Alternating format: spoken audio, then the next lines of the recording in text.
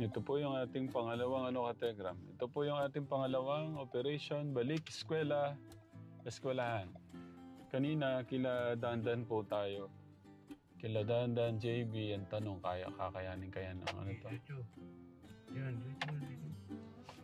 Dito sana sa gilid para may verse. Ayan.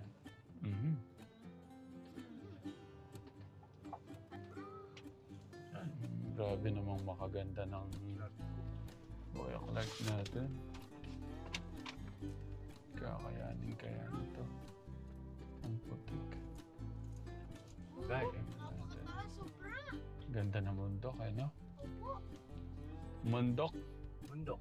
Ang ganda ng mundok. Bundok. Dok. Wow, ang ganda ng mundok.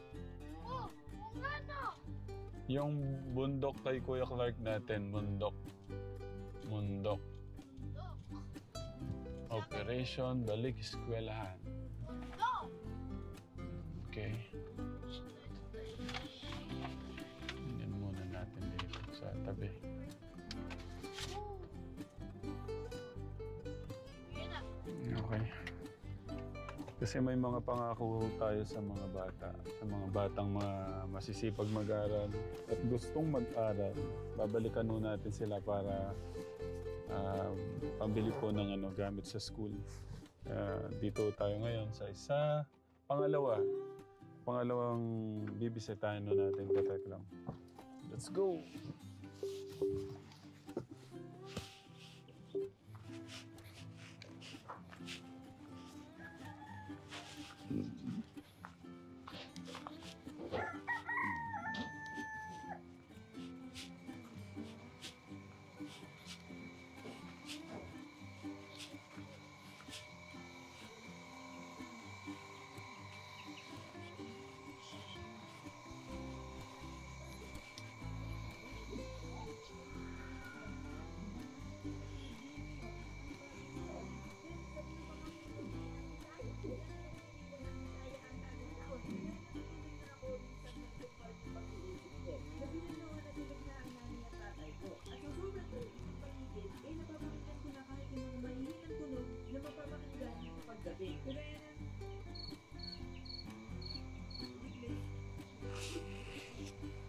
Manigil.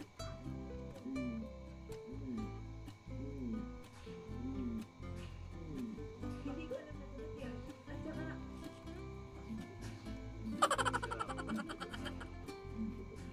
Tao po.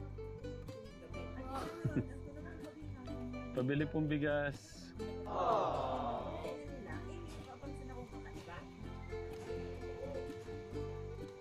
Kumusta po? Magandang tanghali. Hello. God bless. God bless. God bless. Kumusta yung mga anak kong mga pogit maganda? God bless. Wow, sosyal. Ang ganda ng TV Pasok tayo. Nag-aaral yata ang mga bata. Kumusta po kayo? Hoy! Sige lang. Ow! Ow! Ow! Parang nag-aaral si kanina nakita ko. Nagdodrawing siya. Si Ate Jasmine. Kumusta, ate? Lagay ko pang Si Ate Jasmine. Nasa si nanay? Kumusta si nanay? Nasa Maynila ko eh. Kay madam. Kay madam na siya. Okay. Sino yung nag-aaral kanina? Si hindi na drawing mo. Nasaan? Patingin nga. Hindi na drawing mo, kuya. Art mo na Sabay dinadrawing ko class.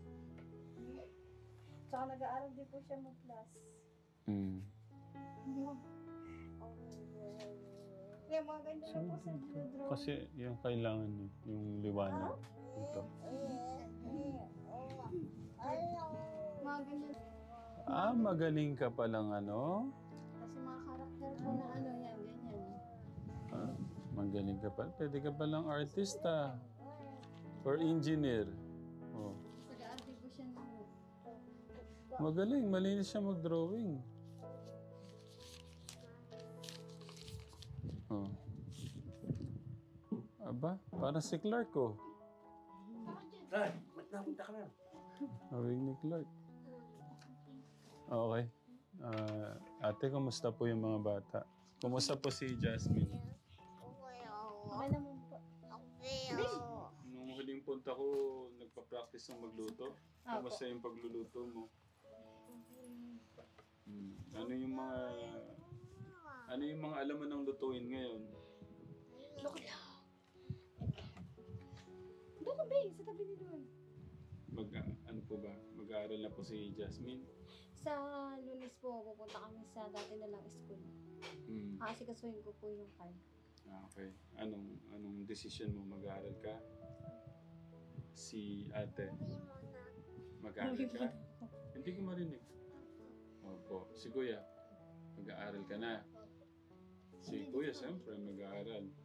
Ito po yung magkakapatid. Si Jasmine, si... Bakit ko kuya? Sorry. Sa dami ng mga ano natin. Ha?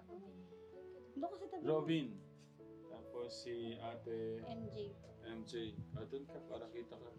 Ito po yung magkakapatid. Si ate Jasmine, kuya Robin, saka si ate MJ.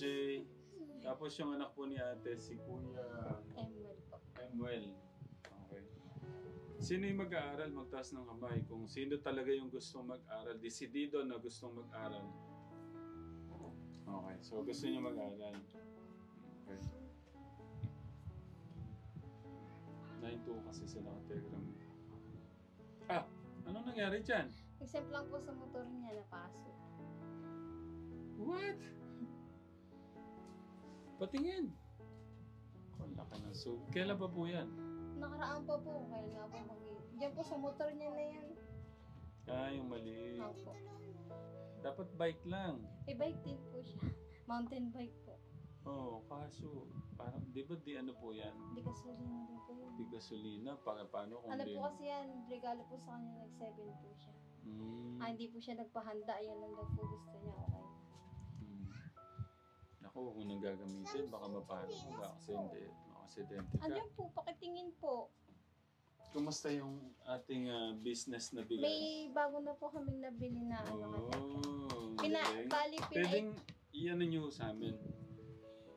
Dinalang ko kasi sila ng 1,000 sacks na bigas. Biro lang. 20? Opo. 20 sacks of rice. Tapos paano nyo po? Kumusta po ngayon?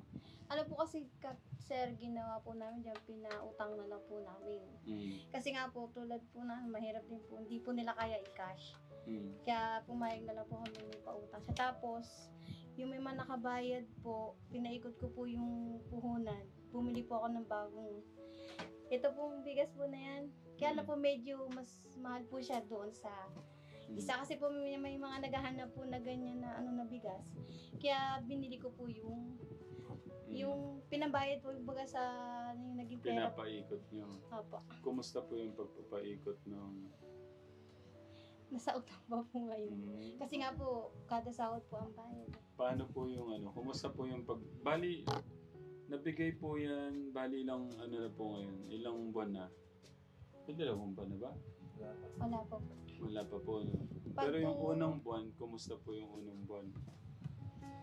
Paunti-unti lang po yung kumukuha yung mga kakilala lang po namin. Para sigurado po. Opo.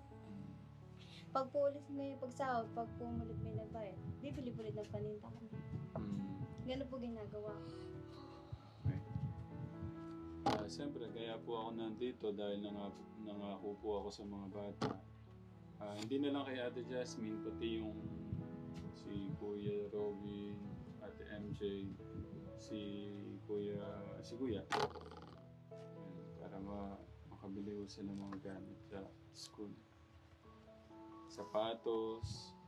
Di na sa may mga sapatos. Tsang iba po sapatos niya, kasya po kay Rocky. Dahil yung mga pinaglitan po niya. So, pero bahala na po kayo kung bibilan nyo o hindi. Siya sa kanya po kasi, Kahit po siguro isang palda lang. Kasi next year po, iba na naman po ulit ang palda niya. Pang high school po, iba na. Oo. Kasi grade 6. Opo. Pero dapat ano ka na eh. Ilan Grade taon ka na ate? 12 po. Dapat grade 7 7 na siya.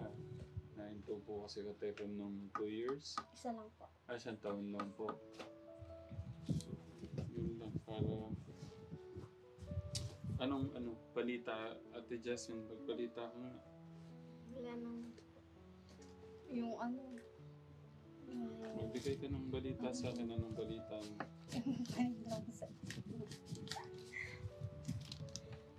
Titinda po siya sa school. Oh, Mga ginawa po namin dyan po sa... patingin nga. Patingin nga. Sandali. Baka madagdagan ko pa yan. Sandali. Ano to? Gawa po niya. Pagawa po namin. Paano?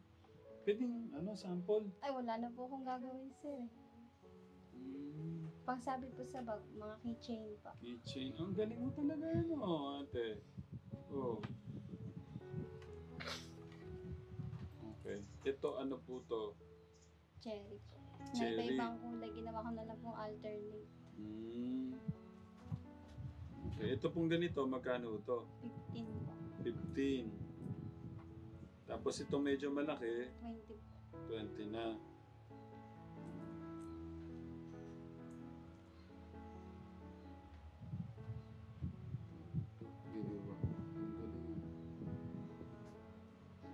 Keychain. So, manawagan ka. Paano ka magbenta ng keychain?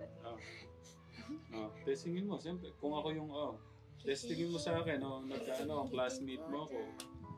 Tapos, bebentahan mo ako. Paano mo ako bebentahan? Kasi ang nito, ba't mo ginagawa yan, yung tanong? Ba't kailangan mo magbenta niyan? Para po kahit pa paano po may pampaon. Pampaon. Nandyan na yan, galingan mo na para mas makarami kang benta. Okay, sige, paano mo ako bebentahan? Sige, bentahan mo. Kawari, may ginagawa ako. Nalapitan mo ako ngayon. Classmate, bili ka nun ito. Ano yung classmate? Ito, pansabit sa bag. Magkano ba dyan, classmate? Dito 15, tapos dito 20. 20. Kaso, classmate, wala akong baon ngayon eh. Sakto lang pambili nating merienda. Dapat mapilit mo akong makabili. Ano sasabihin mo? Sige na, classmate, bili ka na. Wala din akong baon. Ay, ganun ba? Wala ka pang baon? Sige, bigyan mo ako ng isa. Wala ka palang baon eh. Okay. Pwede. Okay, sige dahil tinutulungan mo yung sarili mo para gusto mo makapag-aral. Dagdagan natin yung ibibigay ko sa'yo. 2, 3, 4.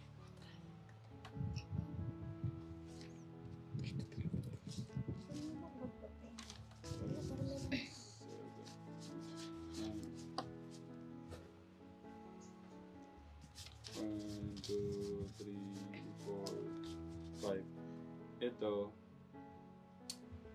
pandagdag nyo sa pagmamahal ko yan sa inyo, no?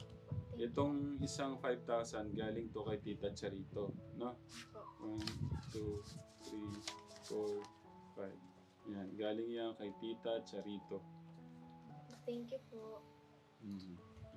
Kay Tita Charito, thank you. Isa po si Ate Jasmine, magkakapatid. Yung mga naabutan natin ng 5,000. Tapos si Kuya Andrew, bali pangalawa po sila sa naabutan natin ng inyong pagmamahal. Nagpaabot ko kasi ng si Tita Charito, 35 o 37,000. So gusto kasi ni Tita Charito maibigay sa mga gustong mag-aral talaga. So nakita ko naman yung na talagang may ganito ka para pandagdag sa mo. So, Dadalhin niya to. Iaano ko lang po muna baka po kasi bawal po sa Bawal. school. Kumbaga, Apo. ipa-plastic po sa maliliit na ano. Ako din naman po pagka babalik po sila dito sa bahay. Malapit lang naman po yung school, tawid kalsada lang naman. Ayun, galing yun. Tulong-tulong. Yung pong kapatid, yung ate, nagbebenta ng yellow, ice candy, kung ano-ano pa yung pwede ko nilang pagkakitaan para mapantagdag pang gastos, pangkain. Thank you, ate. Ha? Thank you sa pagmamahal mo sa mga kapatid mo. Hindi na rin po kami tatagal kasi may mga ibang, kasi malapit na pasukan eh. Para makabili na sila ng mga gamit. Pag po nakuha namin yung card sa Lunes, diretso na po enroll na po sila. Ito yung natin, Operation Balik Eskwela. Thank you Mga po. kabataan. Welcome. Anong mapapangako mo kay Tita Charito? Pagbubutihan ko pong pag-aaral. Tsaka ano pa sasabihin mo? Maraming thank you po sa inyo. Si Kuya, ang sasabihin kay Tita Charito? Thank you po. Si Kuya Robin? Maraming salamat po. Si Ate MJ? Thank you po. Okay. Pag-iingat kayo sa pagbalik eskwela, pagpapasok. Ingat sa paglipat ng daan, okay? Tapos yung pakikitungo nyo sa mga kaibigan nyo. Dapat mabait lang ha. Kung may mga away, mambubuli, huwag papansinin. Anong kailangan gawin pagka may nambuli? Isusumbong sa kay teacher. Okay. Maging mabuti lang sa mga kaklasmate nyo, no? Kung gagawa kayo ng masama, huwag nyo nalang pansinin. Sumbong nyo kay teacher kung talagang sobra na. Okay. Pwedeng maging magandang halimbawa tayo sa mga kabataan.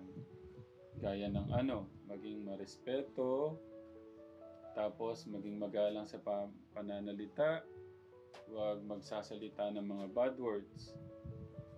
Sino yung nagsasalita dito ng bad words, Kuya Robin? Wala.